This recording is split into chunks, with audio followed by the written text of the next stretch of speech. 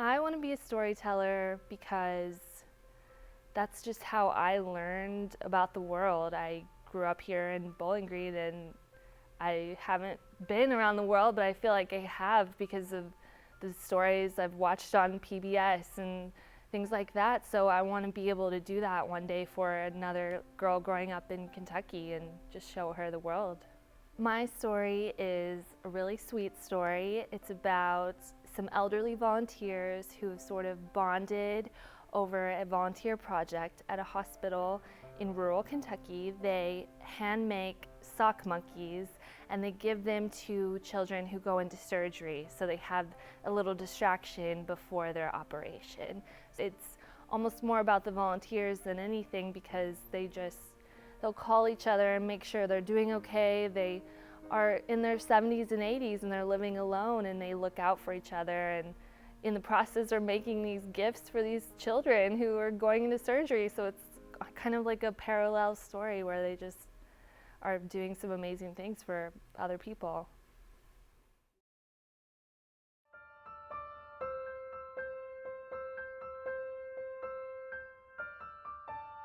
When my nieces and nephews were tiny, I started making sock monkeys for them.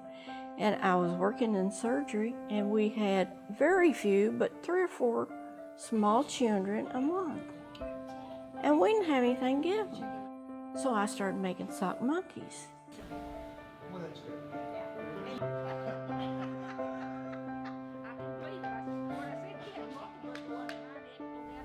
I saw these kids get these monkeys. I saw them with them. I saw them dragging them to surgery.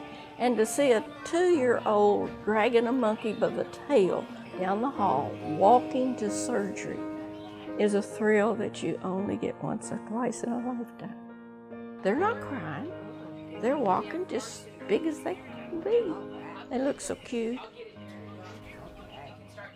I couldn't imagine being back here without the Sock Monkey program because it's just a part of the experience back here for the children, and they love it. Once we get our children back and we get their vital signs and finish all their paperwork, one of their prizes for being tough and being strong through the IV process is getting their sock monkeys. Sometimes they come in scared because this is a new thing for them, and the sock monkey will get them distracted from what's going to happen the day of surgery, and it lights them up. And most all of them name their sock monkeys, and sometimes they name their sock monkeys after the staff, and it's just a really fun part of their experience while they're having surgery here. You're just a dog. Do you drive real fast? Make sure you hold on to them animals.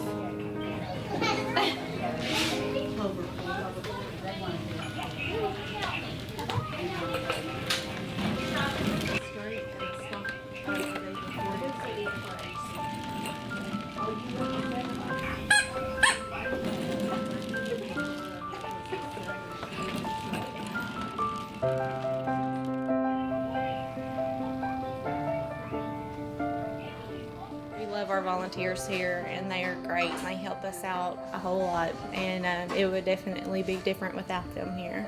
Yeah.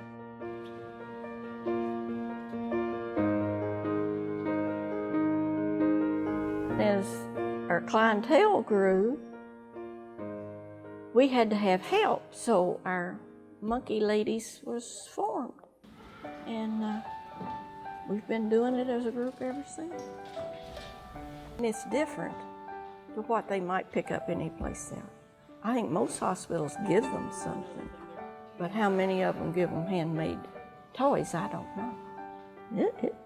It takes 4 or 5 hours to make a monkey from start to finish.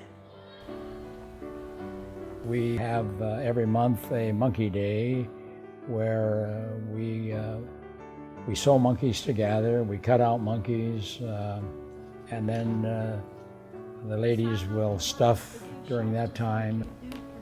We don't do a lot of talking about monkeys. We do a lot of talking about what goes on and who's doing this and what, who's sick, who needs some help.